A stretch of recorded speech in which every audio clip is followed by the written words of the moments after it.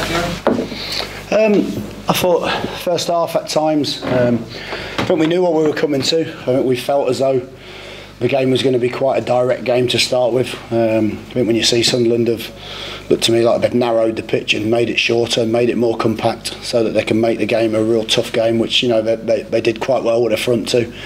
And we struggled at times to get out enough.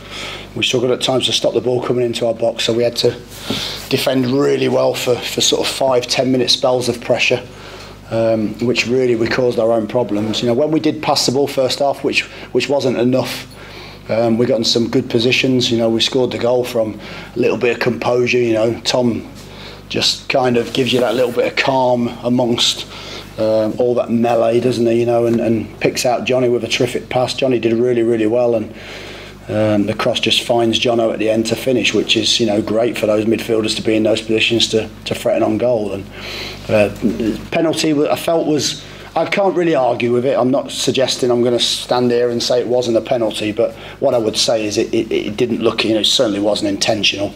Certainly wasn't something he'd moved his arm towards the ball. I think he stumbled and fell his arms out. But again, look, I can understand why it's given, and I'm not going to complain about that. So I think 1-1 at half time probably flattered us a tiny bit, if I'm being honest. But second half much better.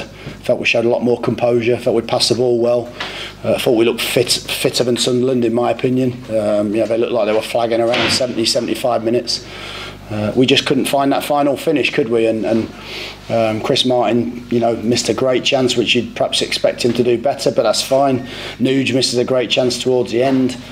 We get in some brilliant positions where just a final ball and we end up with a shooting chance. We had to weather a couple of moments again, ball in the box, ball drops, shot hits the post, which we've had to deal with in a couple of corners. But apart from that, for second half we were much better. We're a better side. We just need to find that little bit of composure.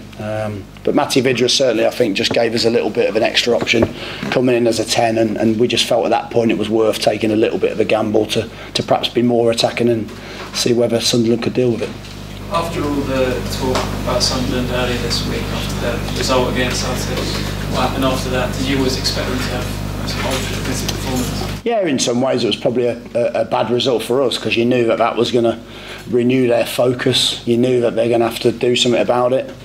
I think the first game of the season always, even if you've got players that, there's a little bit of discontent, they're always going to play, whether that's to play to get away or play in front of the cameras. Is probably an ideal game in some ways for them, because you've got some good players there. If you look at people like Ndidi, Kone, they're good players that are going to go for a lot of money, and I'm sure that people are going to want. But I just felt we needed to be braver first half, and we weren't brave enough, and I think we looked a little nervy at times when we tried to move the ball around. But second half, we just showed a little more composure, and the aim really, if we could just drag those two midfielders out, because they want to go and press the ball and they want to go and have a battle against you, and when we played round them, then we looked much better and caused them much more problems. You say, Gary, it's important to see a midfielder scoring goals, isn't it? Because you're going to need those this season. Yes, yeah, well look, we know we want to add more goals. I felt what you saw was a team performance. Everyone worked incredibly hard for each other, but that's the thing, it's not just the striker, it's not just the 10 or the wide players. It's the two advanced midfielders, if we play that way, that have got to pitch in with the goals. And that's what we've said before. We might not get midfielders with 15 goals this season, but what we might get is more midfielders, getting up towards 10, and that's going to be really, really important. But so now I think Jono gets in those positions well. He looks a threat late on. I think we crossed one in the box when we put him to left midfield, and he always looks dangerous coming in on the back post, doesn't he? I think that's where he scored a lot of goals in the past. So I was pleased with certainly the goal coming from that area. Do you think you had a shot for a penalty as well? I wasn't sure. Yeah, it looked at the time, I couldn't see, but it looked as though maybe the player was fouled first before the ball was kicked. But I don't know. I've not even seen it again, so I couldn't tell you. I mean, it's often the case, isn't it? But any time there's an opportunity for us to look like we might get something, I jump off the technical area, and vice versa. Every time Simon gets a chance, he's jumping up there. So I'm pretty sure that we're not both right all the time. You left some players out the 18. How tough a decision was it for the 18? Yeah, I spoke to the players about it in a week. I said, look, some good players are going to get left out. That's just the way it is. I never like to travel with more than 18. I know some managers will take the whole squad, but then you've got 6 players sat in a stand. For me, it's not ideal, and I don't think it bears well for the ones that are starting as well. So, and we just felt within the 18 as well, even to not start the likes of Vids, Bryce, Piercy, who's done well pre-season, Nuge, Mason, who's done well. But that's what it's about. It's about the 18 contributing. I felt as though Vids and Nuge would be best to get their energy on the pitch later on, rather than early in the game. And a different game, it might be that we need to start that way. We spoke on Thursday about any possible ins and outs. Anything changed since then? Anything moving?